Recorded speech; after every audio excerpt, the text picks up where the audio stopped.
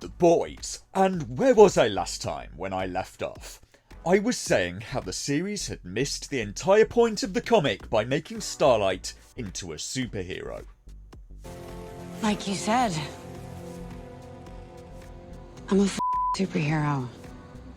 In the TV series, there are people with superpowers, called supes, and the series made some supes into heroes. Now in the comics, the supes were not the heroes. They were mostly degenerates. Power-hungry bullies and narcissists. They were monsters, or at the very least, they were deeply flawed. They were powerful, but power tends to corrupt, and absolute power corrupts absolutely. Or as Butcher puts it in issue 55 of the Boys comic, as the old saying goes, with great power comes the total certainty that you're gonna turn into a And it was so nice to have the very real Carl Urban come and read that section for my video. And it was him. Thank you to the very real Carl Urban for doing that. And before you ask, no, it definitely wasn't me doing a voice. The supes aren't more moral in The Boys. They're less moral. A lot less. It's a comic in which the superheroes are mostly the villains. And most of the heroes aren't good guys either. The comic was a dark reflection of the superhero genre that Amazon Studios turned instead into just another part of the superhero genre. And that is where the adaptation went badly wrong for me.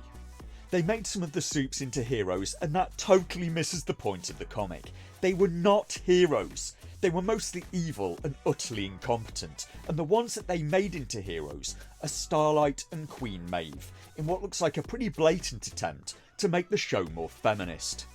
There is a quote from the Boys showrunner Eric Kripke in The Independent talking about some allegedly sexist remarks that Erin Moriarty, the Starlight actress, had received. He said, "As it turns out, you can dedicate an entire season of a television show to exploring how the toxicity of masculinity crushes and controls women, and seemingly a majority of the audience will still fail to employ the lessons learned, or worse, not have recognised there was a message at all." The issues we talked about in this season, like systemic racism and white nationalism But female empowerment was not really a theme in the original comic. Quite the opposite, really. There was not much empowering for women there, and that angered a lot of feminists, who didn't seem to notice that there wasn't a lot empowering for men there either. But in feminism's defence for once, to be fair, both Butcher and Huey are in the story seeking revenge after the women they loved had their lives ended in horrible ways. The story does have a habit of reducing women to props or plot devices in men's stories, and the one woman who was in The Boys is mute.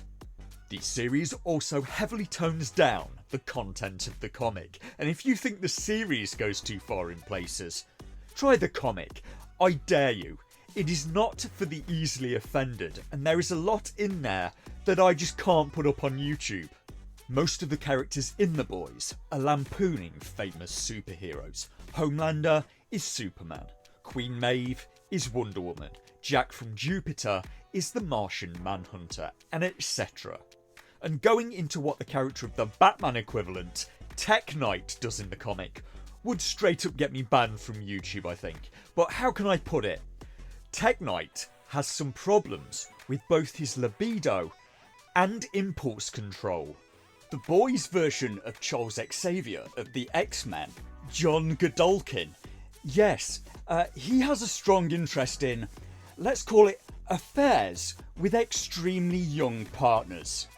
The spiritual father of The Boys appears to be a Garth Ennis book titled Punisher Kills the Marvel Universe, in which, rather than falling victim to a gangland slaying, Castle's wife and children are instead killed when caught in the middle of a battle between the Avengers, the X-Men and some other heroes, resulting in the Punisher going on a revenge spree. And Butcher in The Boys is a pretty clear analogue of Frank Castle. Season 2 is where the series really lost me. when they wrote the boys out of a key scene in the plot, one of the comic's better moments, where Butcher, Mother's Milk et al. Have a showdown with the overtly fascist character Stormfront to get revenge for the woman whom Stormfront had almost killed earlier. Gender swap Stormfront as she is in the series, and the fight was now being done instead by the woman, now not in a coma as she was in the comics, Starlight and Queen Maeve.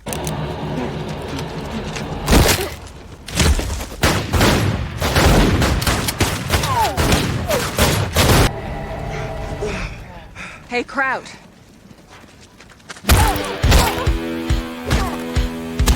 So what's wrong with that scene for me? Well, firstly, Queen Maeve appears from absolutely nowhere to jump Stormfront from behind and starts out with a slur. Secondly, Stormfront just forgets that she can fly while the three women beat her. The scene is also far too sadistic for me. The heroes take more pleasure in this 3-on-1 beatdown than the fascist does in earlier scenes. I also find the image of a woman on the ground being stamped on by 3 people to not be pleasant for me to watch. It was far more justified in the comic because of the things that Man Stormfront had done. He had wiped out whole villages of innocent Africans so Vought could make more money, and you know why all the men are standing back. It's only acceptable if the 3 women stamp on her. 3 women stamping on her, fine. Men shooting her, fine. Men stamping on her, problematic. Work that out if you can. And I also didn't get the impression in the comic that the writers were getting turned on by sadism, like I did with the series. I'm not a pacifist. If something needs to be done, you do it.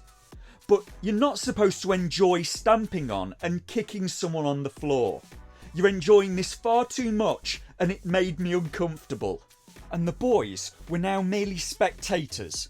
And the fight was done by people who weren't even there in the comic version. They turned the boys into spectators in their story called The Boys, and in doing so lost the symbolism of the whole scene. At first, Butcher tried to fight Stormfront alone, but was starting to lose before Mother's Milk came to help him, followed by Frenchie and then Vasily Verishkin. These 4 were symbolic of the Allies in World War II, and the series threw that out of the window, along with the carefully scripted 6-act plot that Garth Ennis had written for the comic. And what they replaced it with was essentially one line: girls get it done. Eat my shit, you Nazi bitch! Girls do get it done.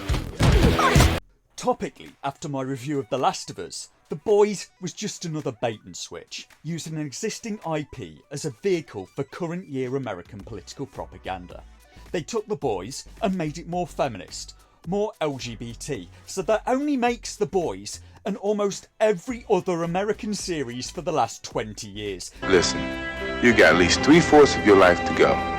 That's 3 more lifetimes to you. So don't blow it. Stop it. Get some help.